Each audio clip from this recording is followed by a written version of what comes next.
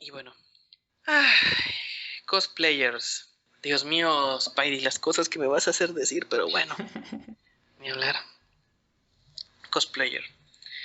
Fíjate que con el asunto de los cosplayer, el fandom cosplayer en particular, eh, ocurre algo similar con otro fandom que no mencionas, pero aquí lo puedo mencionar yo. Los fans del doblaje. Estas personas, tanto los cosplayers como los fans del doblaje, tienen algo en común. Parten de tomar lo que les gusta para apreciar un único aspecto. Los cosplayers, los disfraces. Los fans del doblaje, la labor del doblaje de los hombres y mujeres que trajeron en nuestro país las series ya en nuestro idioma. Pero hasta ahí. Si nuestro fandom en general es así de malo como lo hemos descrito en el podcast, el fandom cosplayer es más radical. Creo que es la palabra que podría englobar eso. Más radical en cuanto a sus integrantes, más reaccionario en cuanto a la crítica.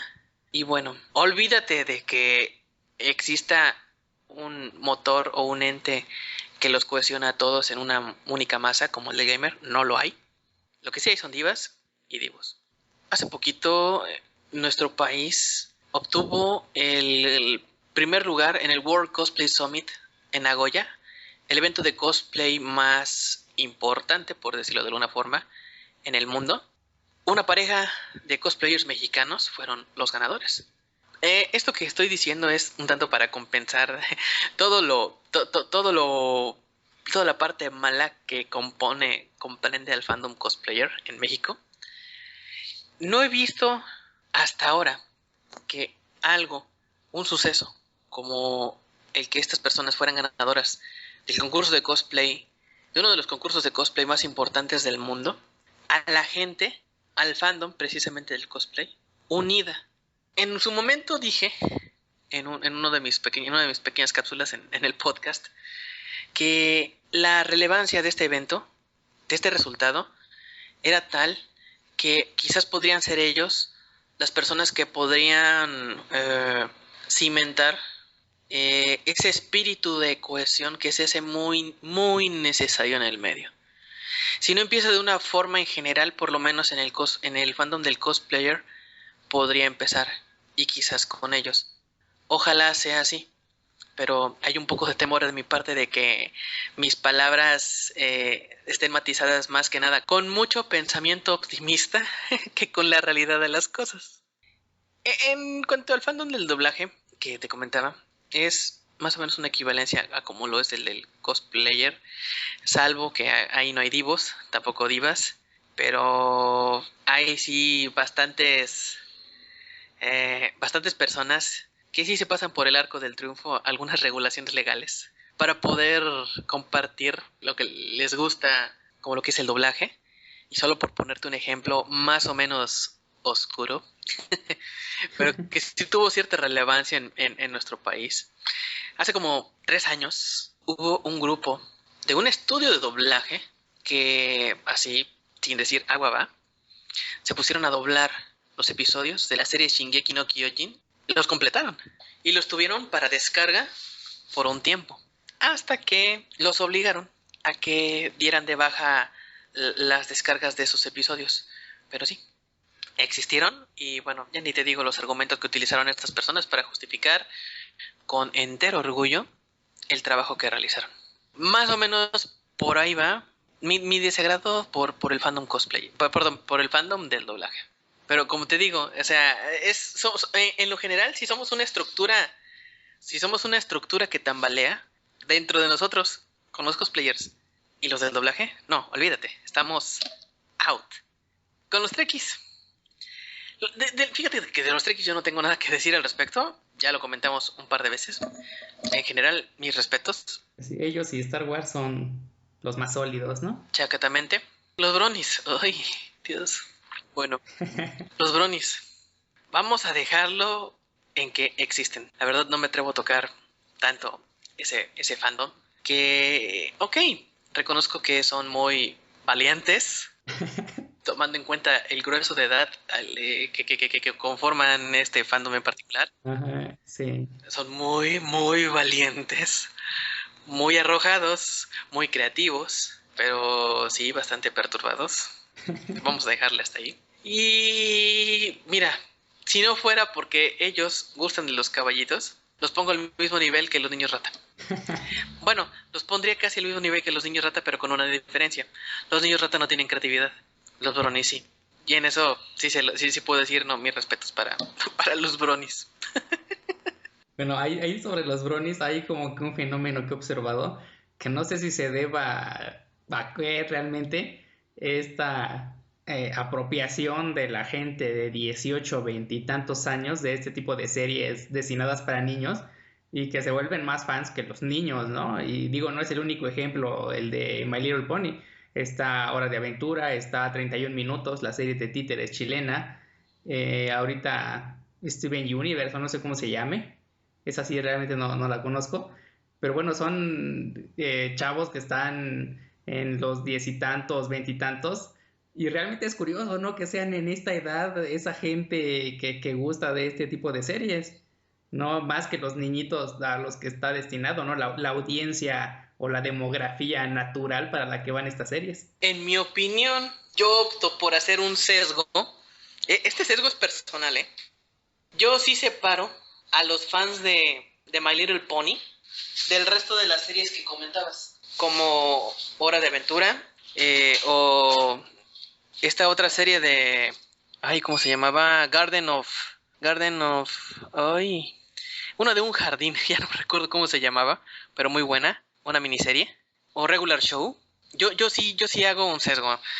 Definitivamente las personas que gustan de My Little Pony sí tienen ciertos rasgos en común, tanto en actitud como en pautas, que yo no se las veo a los fans de las otras series. Quizás sí, como un grueso, o sea, de consumidores, sí te creo que el mismo fan vea, así como ve My Little Pony, ve Hora de Aventura, ve Regular Show, u otras series que ya hoy por hoy son bastante populares entre los chavos. ¿Qué te puedo decir yo?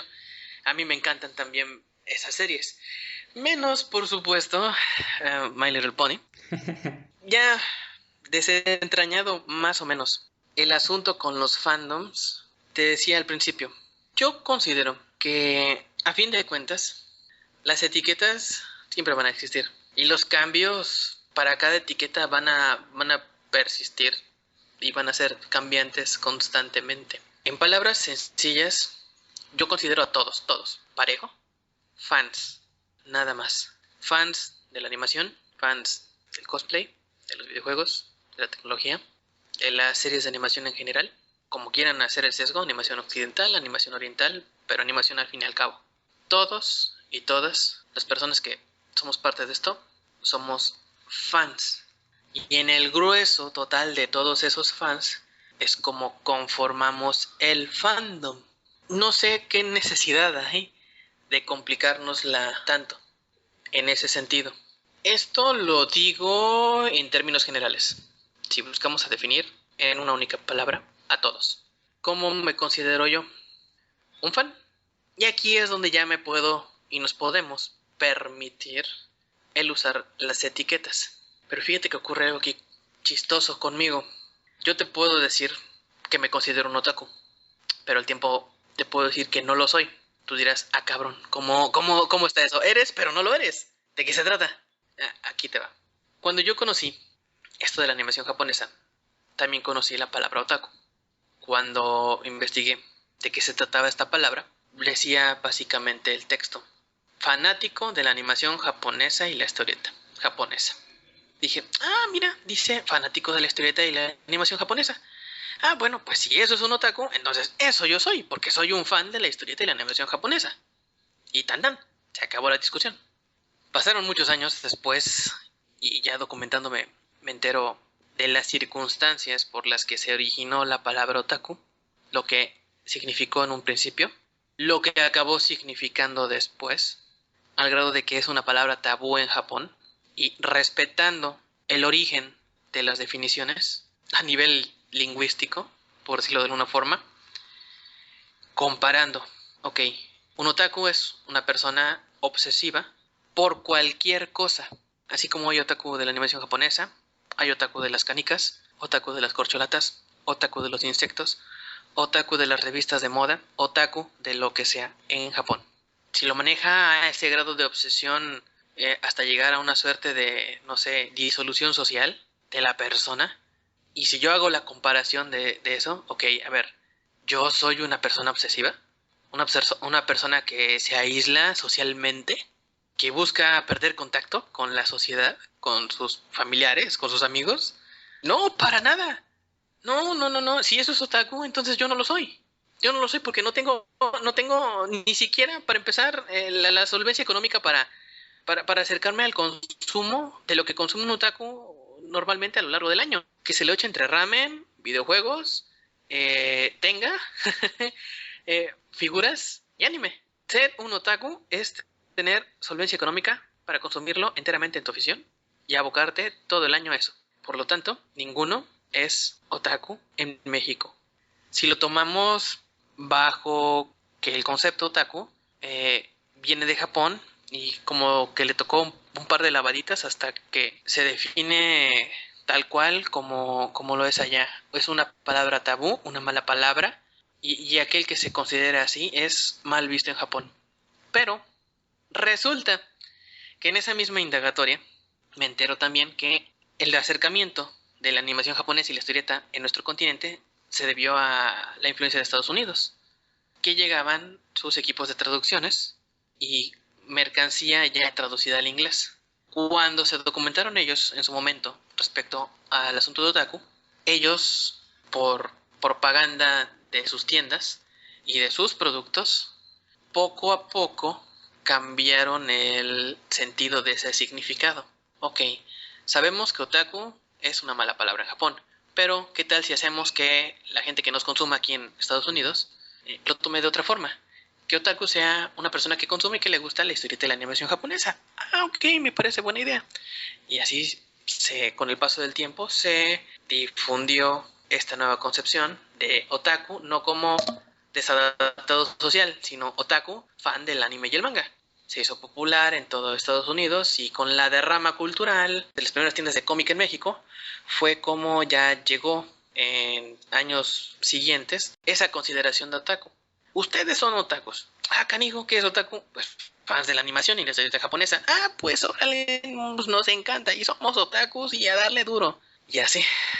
Pero eso digamos que fue como una estrategia mercadotécnica para darle el nombre a un futuro grupo de consumidores, ¿no? A un público cautivo de determinado producto. Ah, bueno, que se autorreconozcan como otakus porque así es más fácil, ¿no? Es como los géneros cinematográficos. Lo pones como ciencia ficción, aunque no sea ciencia ficción, porque así vende más. Si les das un nombre a estos consumidores, pues se consolidan en un grupo, se apropian del nombre independientemente del significado original y pues te van a consumir gustosos como un grupo más sólido, digámoslo así, para la empresa que vende los productos. Efectivamente, Spidey. Si puedo dejar en claro que hubo alguna planeación con esto, fue en Estados Unidos. Lo que ocurrió en México fue un asunto más o menos fortuito. La mercancía ya llegaba así, y fue así como lo conocimos, y no de la otra forma. Hasta tiempo después, y por medio de los fanzines de la época, fue como se conoció el origen y el paso que tuvo que recorrer la palabra otaku para definirse como lo que es hoy. Más bien, para definirse a como lo considera el grueso de gente en nuestro continente.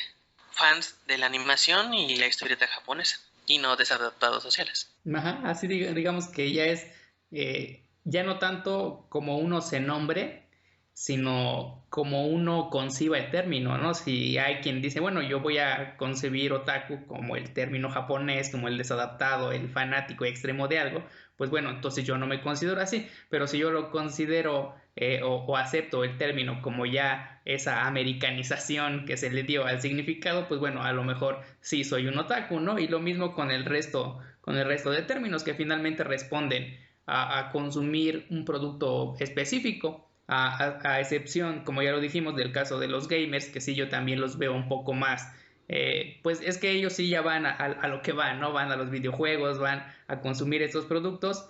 Lo de geek yo también lo concebía exactamente como tú lo dijiste, que era el fanático de la tecnología, de los gadgets, de todo esto, y últimamente sí ya lo utilizan como sinónimo que engloba todo lo demás. Y pues del resto, pues estoy más o menos de acuerdo. Hay un pequeño término ahí que yo puse en el ejemplo del guión que no hemos mencionado y que me parece que le va a pasar lo mismo que le pasó a nerd en algunos años, que es el término despectivo que actualmente se utiliza para ciertos niños en los videojuegos, que es de niño rata. Yo estoy seguro de que en unos 5 años los niños se van a autorreconocer como niños rata y van a estar orgullosos de decir yo soy un niño rata, como actualmente está pasando con los nerds, con los frikis, con los otakus, independientemente del significado original que tuvieron, sino del que ya le están dando actualmente. Yo creo que ese de niño rata le va a pasar lo mismo. Al final se le va a quitar lo despectivo y las futuras generaciones se lo van a apropiar, lo van a resignificar y van a estar orgullosos de ser eso. Y es un proceso que va a seguir per secula seculorum. Pues sí, finalmente todos los términos cambian. Exactamente, pero fíjate, a tal grado de que hoy en día, si como lo que te decía hace un rato, se ha llegado a tal apropiación que, vamos, hoy en día podemos decir que se le han robado a los españoles, o más bien, se le ha robado a los estadounidenses la festividad de Star Wars por la celebración, y voy a ser muy específico, por la celebración del estreno de la película El regreso del Jedi, que los españoles se apropiaron y la alteraron a tal grado de que no solo se celebrara eso, sino también la marcha del orgullo friki, para así agregar en una misma masa morfa a los fans de Star Wars, a los trikis, a los otakus, a los gamers, a quien quiera agregarse y considerarse friki en España, que a su vez, muchos años después, nuestro país se apropió con las marchas del orgullo friki que ocurren desde hace más o menos 5 años en la Ciudad de México. Sobra decir que también esas marchas que ocurren en México me son desagradables porque no representan para nada lo que es el fandom. Al final de cuentas, podemos sacar una conclusión y parte de eso ya lo estabas comentando. Tú defínete como tú quieras. Si quieres definirte fan, fan. Si quieres definirte otaku, otaku. Si quieres definirte friki, friki. Y esa consideración de quien te vea o te escuche, pues si se ajusta o no, y ya sería a criterio personal. Pero eso hasta ahí. De ahí en fuera, lanzar una cruzada al estilo por un México sin frikis, porque no hay frikis en México sino otakus, pues híjoles, es una pérdida de tiempo. Que bien podrías dedicar para otra cosa, precisamente por lo que comentábamos hace un rato. Este fenómeno de los préstamos, las apropiaciones, por no decir flagrantemente los robos mendigos, seguirán existiendo en los términos, en los eventos y en los movimientos per secula seculorum, y no lo podremos evitar. Pues sí, así es el desarrollo de este tipo de pues fans, ¿no? Como bien lo decías, finalmente somos gente que gusta de algo en particular y ya, ¿no? Se acabó. Precisamente. Ajá, ahora bien, tomando ya uno de los últimos puntos que vienen aquí, el tema de las convenciones. Y yo realmente fui a pocas convenciones en mis tiempos de preparatoria, pero digamos que al principio en mi caso fue la novedad, ¿no? De hay un lugar donde se reúne pura gente que le gusta el anime y venden anime y playeras y cosas. Y así fue las primeras 2 veces, digámoslo. Después ya para la tercera, cuarta empiezo a hartarme de un constante cosas piratas que vengo a comprar aquí, pero por lo que tengo que pagar una entrada y bien podría ir ahí a la Friki Plaza donde lo venden todos los días y me queda más cerca y no tengo que esperar hasta que salga. Y yo dejé de asistir precisamente por eso, no porque era un mercado pirata más caro de lo normal, y le dejé de ver el chiste, ¿no? Al principio sí era novedoso y todas las cosas que encontraba uno ahí, los productos, pero al final a mí me parece que, o al menos en esos tiempos, me parece que se estancaron las convenciones y yo por eso dejé de asistir. No sé tú ¿Cómo has visto este tipo de reuniones, este tipo de eventos a lo largo de los años? Mira, reconozco que ese tema de los eventos es un tema del cual flaqueo un tanto, más que nada por la presencia física en esos eventos. He leído y me he documentado de cuánto evento he podido en compensación a esa falta de presencia por muchos años. Los eventos como puntos de reunión y de difusión en el pasado cumplían, tanto para reunir como para difundir. Más que nada se inclinaban a la parte de la difusión, por el talento, por los artistas, por las propuestas que en esa época empezaron a tener presencia de alguna forma. Históricamente se dice que la primera convención propiamente dicha en México fue organizada en la ENEP Aragón por el club de periodistas, por un club de periodistas, me parece que se llamaba Club de Periodistas de la ENEP Aragón, que tomaron, me parece, Palacio de Minería, juntaron a algunas personas, dibujantes, escritores, editores, la sentaron y esa fue toda la convención.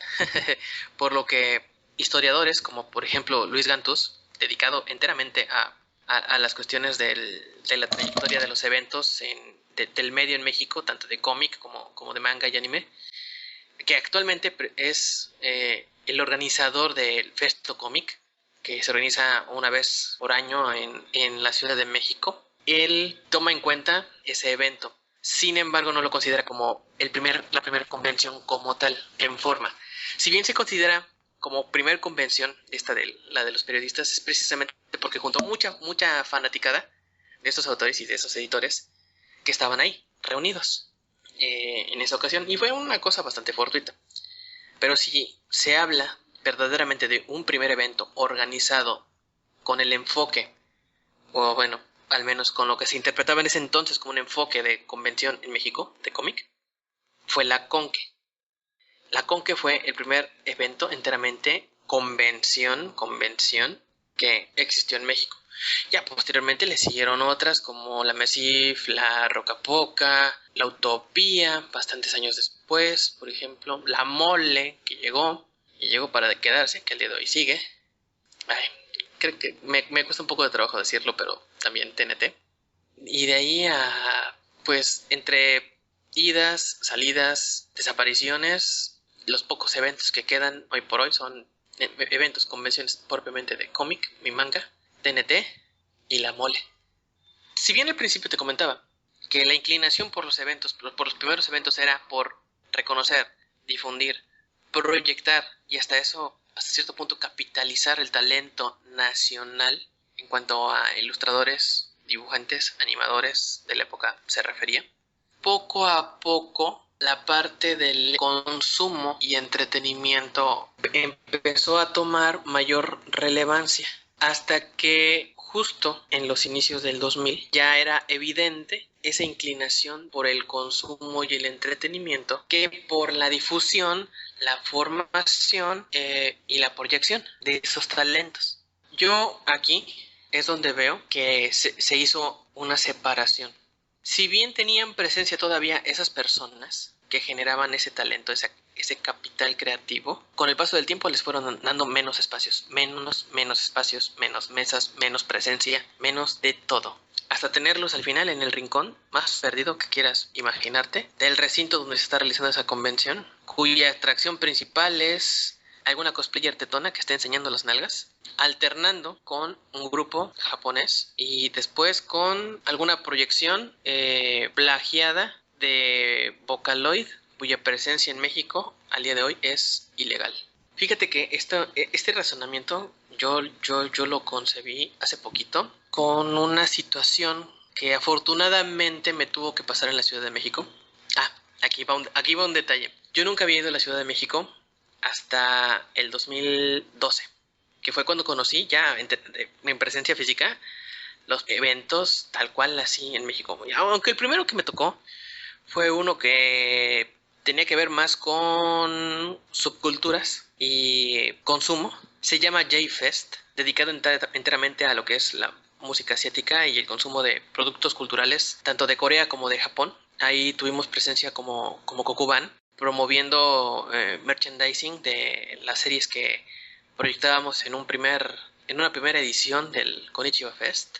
Ya posteriormente vi ese cisma que te digo. Es decir, ya no había eventos que mantuvieran un equilibrio entre el acercarte al artista, acercarte al creador, convivir con él, tener un taller con él, o si incluso si tú eres creador, generar este capital creativo, si eres bueno animando, dibujando o escribiendo guiones, de lo que sea, en cualquier aspecto de la industria de animación o de la historieta en México que mereciera tener una presencia en un evento así. Ya no lo había, ya no lo había.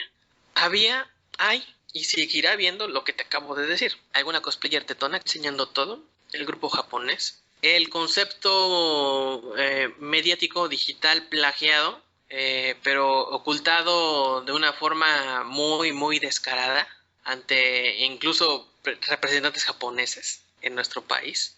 Y bueno, ya no había eso. No había esa parte que permitiera generar o dar continuidad a esa creación de capital creativo. Hasta que un viaje a la Ciudad de México en un evento llamado Creativa Fest fue como me di cuenta de eso, de que se necesitaba de alguna forma volver o hacer migas, encontrar, vamos, una nueva relación que permita que no solo el evento, la convención, sea un lugar donde únicamente un punto de encuentro y donde te topes con la oferta que te acabo de decir, sino un lugar donde si tú tienes algún talento en particular y encuentras que en la oferta de ese evento hay algo que te puede enriquecer ese talento tuyo, explotarlo, o por qué no, descubrirlo. Ok, el evento me parece interesante, vamos a ver qué encontramos, o a ver en dónde me encuentro yo. Claro, tiempo después me di cuenta de que una reconciliación, que era lo que yo maquilaba en mi mente, es imposible. Los eventos en México ya están tan maleados que son tianguis. Sí, sí, sí, sí, totalmente de acuerdo. Mientras que poco a poco están teniendo cada vez más relevancia, más presencia, eventos dedicados a la animación en el aspecto de la generación de capital creativo como Creativa Fest y Festo Comic. Creativa Fest está enfocado enteramente a la animación. Si tú tienes un talento o tienes un desarrollo castrense o académico en cualquier rama de la animación, Creativa Fest es tu evento, donde puedes acercarte y puedes desarrollar, puedes, vamos, incluso hasta ser descubierto por algunos de los representantes de las casas de estudio animadas más importantes de Estados Unidos o de Europa.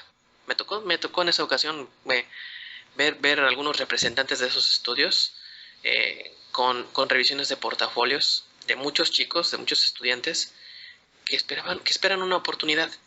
Yo eso que te digo, nunca lo voy a ver en eventos como TNT. La Mole, hasta hace 5 años, se puso las pilas y está aceptando revisiones de portafolios porque está trayendo captadores de talento de Marvel y DC, pero hasta hace 5 años. Así que, por tanto, puedo decir que a la Mole yo le excluyo de esa condena, por decirlo de alguna forma, de mi parte. Pero TNT, no tienes nada. Sí, es un mercadote. ¿Dónde encontramos los focos que generan capital creativo? Hay cuanto proyecto te imaginas de iniciativa que recopile historias manga, como por ejemplo Toon Magazine o la revista Kokoro, editoriales independientes o editoriales de una sola persona, como More Ediciones, que edita manga de autor, pero es de una sola persona y depende bastante de las ventas que haga en convenciones. En cuestiones de cómic, ejemplos como hay un estudio en Monterrey que no me acuerdo si se llamaba Estudio 696 o 969, que tienen hoy por hoy el ritmo de trabajo que más esperaría encontrar uno en la Ciudad de México, pero que no lo hay, por esa consecuencia de que no había espacios que permitieran explotar la creatividad. Se perdió la continuidad en esa generación de talento creativo, quedando desperdigados como en un mar abierto, islotes, islas pequeñitas, islas grandes, islas más o menos, pero islas al fin y al cabo, de esfuerzos de una persona o de colectivos que intentan ser vistos. Si no consumidos en México, consumidos por Internet. Si no consumidos por Internet, consumen convenciones. Si no consumen convenciones, proyectos multidifusorios que te agarren internet, que te agarren plataformas como audio, que te agarren video, que te agarren en formatos físicos, lo que tú quieras. Cada uno de esos esfuerzos desperdigados en la inmensidad del medio.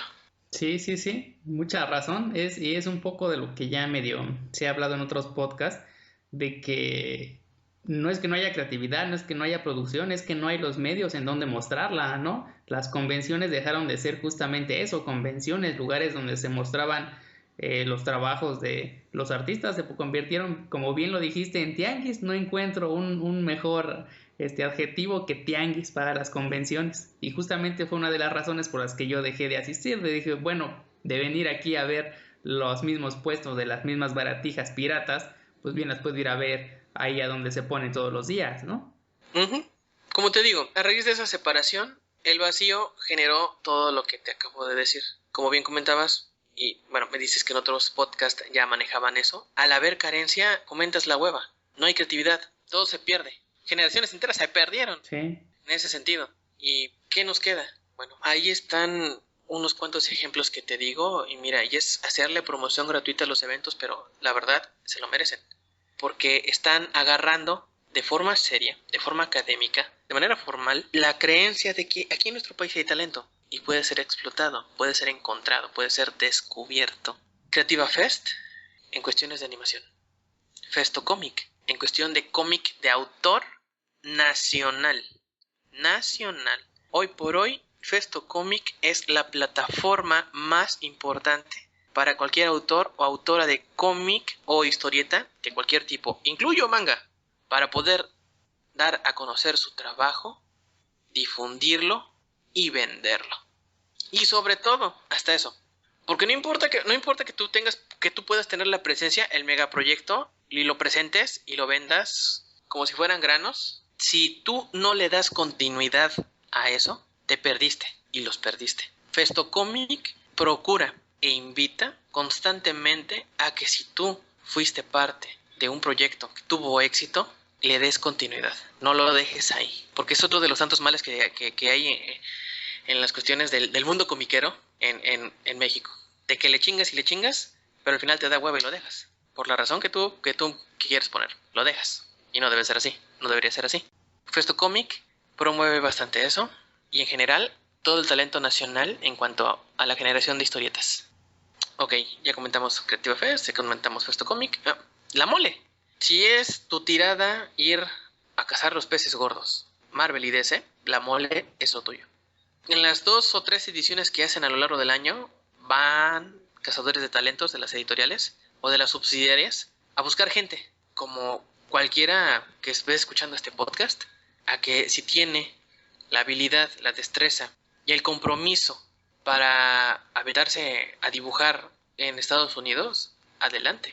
Y ejemplos de ello, ejemplos de éxito, ahí los tenemos, como por ejemplo, por mencionar un par de personas, Lobo Cuevas, que fue dibujante de Wolverine y del personaje Lobo, me parece, y Humberto Ramos, que actualmente es el dibujante de Spider-Man. Spider-Man es de Marvel, ¿verdad? Sí, creo que sí es de Marvel. Sí es.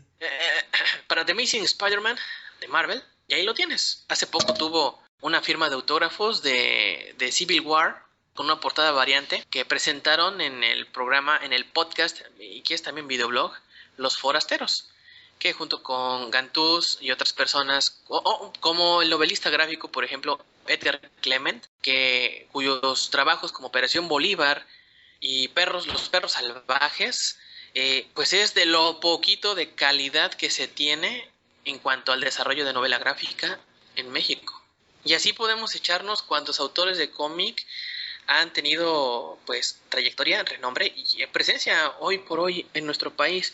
Y así como ellos lo tienen, como lo han alcanzado, hoy creo, así como el fandom de hoy al manga y al anime, que tiene formas bastante fáciles de acercarse a la animación japonesa, los comiqueros o los talentos en cómic y animación también los tienen, también tienen herramientas, también tienen los medios para acercarse y hacer fácil su trabajo, poder explotarlo, poder ser vistos por personas que puedan aprovecharlo, explotarlo y obtener una remuneración de ello. Y bueno, ya con esos 3 eventos, Creativa Fest, Festo Comic y La Mole, pues son los únicos eventos que valen la pena, porque de lo demás, si tú buscas bueno, bonito y barato, tienes la TNT y cuanto evento se te ocurra. Y así están las cosas, ¿cómo la ves? Pues un panorama un tanto oscuro, pero al menos hay uno que otro chispazo ahí todavía que se quiere defender, ¿no? Hay esperanza, a fin de cuentas. ¿Qué es lo que trato de decir con todo este choro mareador que te he platicado en todo este ratote? Hay esperanzas, hay oportunidades, solo es cuestión de que uno se levante de la silla y vaya por ellas. Así de simple. Sí, así es. El chiste es buscar las oportunidades y no estar esperanzados a que solas van a llegar, porque si bien hay pocas, pues hay, ¿no? La cosa es no quedarse ahí echado esperando Y fíjate que, ser descubierto, por ejemplo. en la cuestión del manga, más bien en la cuestión del anime y el manga, las únicas ofertas donde uno podría explotar su creatividad o su talento son proyectos independientes. Nada legalmente cimentado, no, mucho menos que puedas obtener una remuneración. Hasta hace poco, y me parece que cuando digo hasta hace poco, creo que fue este año, el International Manga Award es un certamen que me parece que la Toei es la organizadora, donde invita a autores de diversas partes del mundo a que expongan su talento en cuestión manga y compitan entre ellos para obtener un primer premio, que es dinero en efectivo y la serialización de su historia manga. Ese certamen, el International Manga Award, lo ha ganado un par de veces, bueno, hasta ahora sí ya puedo decirlo, mangakas españoles. Porque mira, hay otro detalle, y qué chistoso que una cosa lleve con la otra. Es bastante gracioso que yo escuche a personas, por ejemplo, que se declaren mangakas mexicanos, sino que por el ritmo, las características del trabajo, la remuneración, la calidad técnica y la formación, son cualquier cosa que tú me digas, pero no son mangakas. Si alguien puede ser mangaka aquí en México, que se puede decir mangaka mexicano, bien podría ser el primer mexicano que gane el International Manga Award, porque su serie tendría la serialización de una importante editorial japonesa, ya con los ritmos, los deadlines y todo lo que distinga de arriba para abajo a un mangaka japonés. Eso es una consideración personal, aclaro. Digo, a fin de cuentas no evita que, bueno, los nequitos Yandere Kawaii se definan mangakas mexicanos también. Pues bueno, ya llevamos un buen ratote. Yo creo que es momento de ir cerrando el podcast. ¿Qué te parece si nos vamos con unas pequeñas anécdotas del anime ya como que más personales? Algunas experiencias vividas en esto. No sé si a ti te tocara de cuando eras chico y empezabas a ver anime aún antes de saber que se llamaba anime. El típico de que eran satánicas, ¿no? De caricaturas satánicas, sobre todo, no sé, Dragon Ball y muchas otras recibieron esa denotación por parte de las mamás. No sé si te llevó a pasar a ti. De chavito no me pasó. Sin saber que lo que veía era anime, no me pasó. Se veían y en la consideración de quienes los veían eran solo caricaturas. Y hasta ahí. Donde empezó a verse de esa forma, como lo comentas, hasta que se llegó a cosas muy graves, años después, fue como por 1996, cuando se agregó la programación Ranma y medio en la barra de la Legión Japonesa de Canal 5. A raíz de eso empezó de una forma sencilla, programas, publicaciones en periódicos de circulación nacional, hasta noticieros llegó. Hubo una combinación en el 98, 2 años después de esto que te digo, de factores. El episcopado mexicano, que vendría a ser como los representantes de la Iglesia Católica aquí en nuestro país, tienen un órgano de difusión llamado Desde la Fe. En agosto, en julio del 98, en su edición mensual, dedicaron todo su órgano informativo a estarle tirando de satánico a diversas series de animación japonesa. De pornográfica y promiscua no bajaban así el hormón, de sangrienta y violenta Senseiya, que Dragon Ball se prestaba para promover la pederastía, para promover que los niños adoptaran conductas homosexuales o lésbicas. Eso más la combinación de un programa, no, más bien, la combinación de diversos reportajes en Televisa, en los noticieros de la noche, donde se reportaban, esta noche reportamos un cateo y una requisa de productos pirata en Tepito, y donde se encontraron toneladas de mercancía pornográfica japonesa. Se pasaban escenas hentai, me acuerdo muy bien. En el noticiero que en ese entonces lo comandaba Guillermo Ortega, antes de que Joaquín López Dóriga tuviera la titularidad del horario nocturno. Me tocó ver un reportaje en el noticiero de Guillermo Ortega, donde se hacía la requisa de mercancía pirata en Tepito, y casualmente nada más hentai, ¿eh? Y pasaban al tiempo que se comentaba eso, escenas hentai en televisión nacional. Pero obviamente fue superado a los 2 años todavía, en el año 2000, por un programa conducido por Lolita de la Vega. Hablemos Claro se llamaba. Y era la quinta parte de un serial sobre el satanismo. Agosto-octubre del 2000, no recuerdo muy bien. Ah, no, mentira, ¿cuál quinta? Era cuarta parte, era la última. Satanismo parte 4, en contra de nuestros niños. Y bueno, fue la hora más tenebrosa para el fandom en televisión nacional. Pasaban mangas hentai que decían, esto no deberían verlo los niños. Uno de los primeros números de Conexión Manga, cuya portada tenía Evangelion, y abajo un cintillo que decía, Neon Genesis Evangelion, los seres humanos en contra de nuestro creador. Tengo el número, pero por la forma en cómo lo dijo la presentadora, era, o sea, el apocalipsis. No, olvídate. Te digo, año 2000. Todavía seguía la paranoia del fin del mundo, del efecto Y2K, del fin de los días y todo eso. Así que imagínate, con toda esa combinación que se arrastraba desde el 96 hasta ahora, perdón, hasta el año 2000, ya la gente la tenía suficientemente ciscada como para decir la animación japonesa es satánica, pornográfica, no deben verla los niños, quémenla. A tal grado llegó esto que todos los espacios que dedicaban a animación japonesa por televisión abierta desaparecieron o fueron reducidos a lo mínimo, o fueron cambiados en horarios totalmente inaccesibles para la audiencia infantil.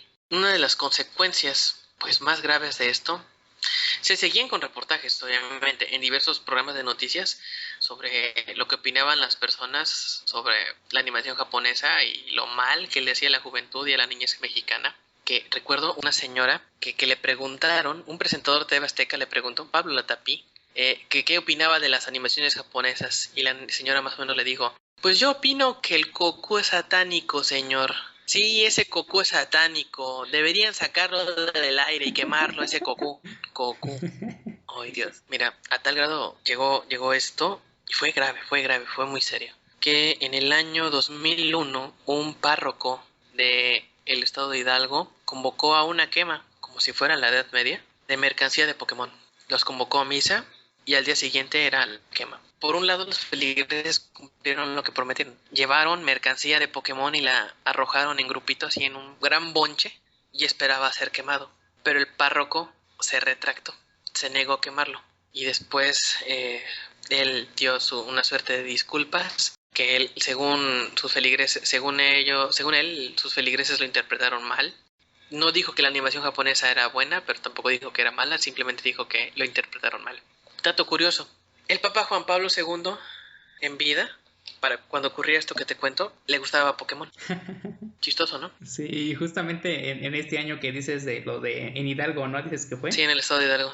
Bueno, yo viví en Hidalgo del 96 al 2003. Oh, Dios Así que mío. justamente, y por eso te lo digo, en el 96 yo tenía 6 años. A mí me tocó de niño vivir todas estas experiencias que estás diciendo. Digo, afortunadamente mi mamá era de mente abierta y me dejaba verlos y no tenía ningún problema. E incluso me acuerdo que mamás de otros compañeros de la primaria le iban y le decían, no, no deje ver a su hijo Pokémon y Dragon Ball, sobre todo Pokémon, que era la que más me gustaba en ese tiempo.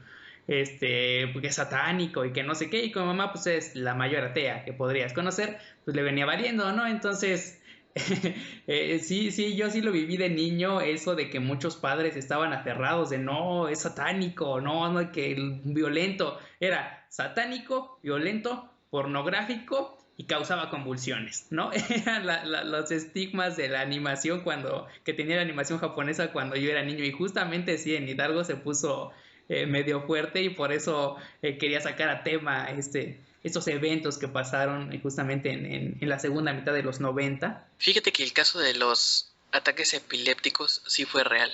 Chécate cómo estuvo. 1996. No, 1998, julio del 98.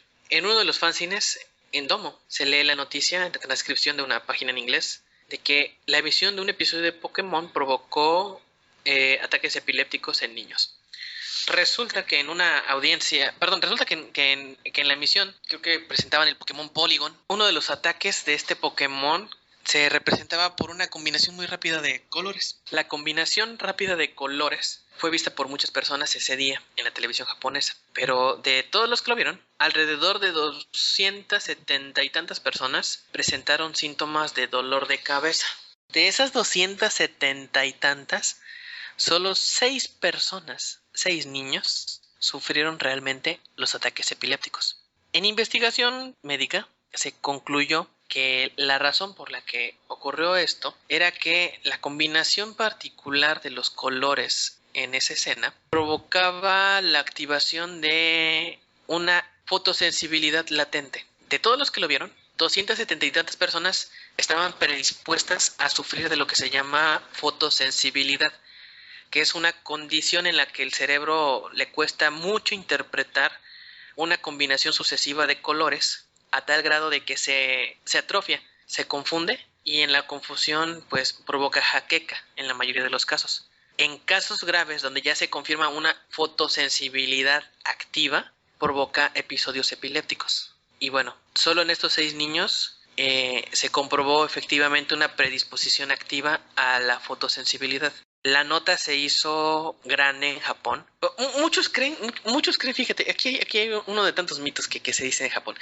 Muchos creen que Japón es una ciudad pues con un alto grado de civilidad y urbanización y todo lo que tú quieras. Pero para la época en la que ocurre esto, con todo y su bonanza como sociedad, como civilización abocada a la tecnología, eran pepitas en dulce, o sea, eran lo que es aquí en México, que el nivel de degradación humana en cuanto a difundir las noticias. Bastantes programas de nota amarilla fueron las que difundieron esa noticia del asunto de Pokémon en la televisión japonesa.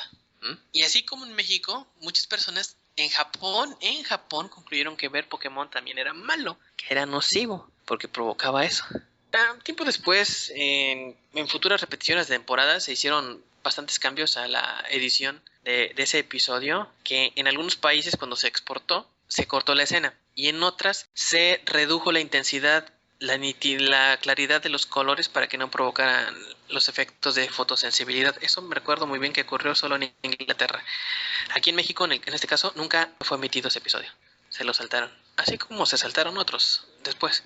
El caso es que en Japón se difundió como chisme caliente, que eso provocaba, siendo que no era así. Eso llegó a oídos o a ojos de personas en México, no sé quién, quizás alguien con un cierto poder en control de medios o algo así, porque fue precisamente de los medios masivos, los mismos medios que tenían espacios para promover, para difundir animación japonesa, que soltaron la bomba. Quizás les llegó la nota así como te la platicó, en mal plan, pero vamos, como se dice coloquialmente, le metieron de su cosecha y así como en Japón exageraron todo, acá lo exageraron más todavía, digo, agregándole pornográfico, satánico y todo eso. Pero sí, el suceso ocurrió, no como acá se contó, pero ocurrió. Ajá, pero aquí se aprovechó para tener otro pretexto más para prohibir a los niños ver anime, o en este caso Pokémon. Acá se aprovechó para hundirlo y prácticamente lo lograron. No hubo anime fácil, te digo, por 2-3 años. Volvió a tener presencia poco a poquito cuando se empezó a difundir bastante los servicios de cable. Los servicios de cable fueron los que dieron continuidad al consumo en el fandom. El Cartoon Network, Locomotion en la época, fueron los que de alguna forma rescataron, me atrevo a decir, y dieron continuidad al consumo de animación japonesa, pues ya no por tanto por nosotros, sino por ya las generaciones que siguieron después de nosotros. Pues sí, el mundo del anime se ha visto, bueno, se ha tenido que enfrentar a muchos obstáculos, ¿no? Y precisamente es lo que ha dificultado a la gente pues poder acceder a él en espacios de televisión abierta. Precisamente. Y bueno, es gracioso encontrar movimientos en redes sociales donde te pidan que regrese la animación japonesa a televisión abierta, que las convenciones que hay deberían cobrar menos, que el anime debería seguir siendo gratuito, accesible para todos por ser un producto cultural y no de consumo comercial. Cuánta cosa he visto que en una época sí me daba mucho coraje, pero creo que más que coraje al final me da tristeza, porque a lo que te decía al principio, el fandom de hoy no solo ya no le interesa apreciar lo que ve, aunque sea mucho o poquito, sino simplemente ver, consumir, almacenar y almacenar y almacenar. Presumir que tiene un chingo de series en su carpeta. Pues sí, ¿qué se le va a hacer? Es la realidad que nos está tocando ver en el fandom del anime. Pero bueno, ya esperemos que el futuro nos depare algo un poco mejor para toda esta gente que nos gusta pues la animación japonesa, ¿no? Entre otras cosas derivadas. Yo confío en que sí. Hay que ser optimista, aun con todo el panorama y la nefasteada que les acabo de contar en más de 2 horas. Hay esperanza, hay esperanza. Esperemos que sí, que sea así. Y pues yo creo que ya nos vamos despidiendo. ¿Nos regalas tus redes sociales? ¿Dónde te pueden contactar? ¿Dónde te pueden leer o qué onda? Para dejar una única dirección en concreto, es en about.me/The about.me/The Ragnarok. Esa es mi página donde tengo enlazadas todas las redes sociales en las que me encuentro. Tanto Facebook como Twitter y las habidas y por haber. Muy bien, de todas maneras yo les dejo ahí los links para que contacten a Ragnarok, vean lo que él ha hecho ahí en la entrada respectiva de este podcast en el blog. Y bueno, no sé si tengas algo más que agregar, alguna última cosa. Pues muchas gracias, Spidey, por la invitación, por este tiempo que me has dado para desahogar un poquito mi trayectoria y recordarme que con esfuerzo y perseverancia uno puede lograr algo, y no solo para uno, sino para todo el fandom. Ya que sea agradecido, ¿no? Ya es irrelevante, pero hacerlo por la gente, por todos los pioneros que empezaron, por tener cosas bonitas y porque la verdad, como fandom, nos merecíamos en su momento lo mejor. Seguimos mereciendo lo mejor y solo para obtener lo mejor hay que trabajarle duro y tupido. Solo agradecerte el recordarme eso. Y pues agradecer a los escuchas de este podcast de ficciones. Espero les haya sido de su agrado. Y pues quedo a sus órdenes en las redes sociales que ya el buen Spidey les va a compartir. Gracias.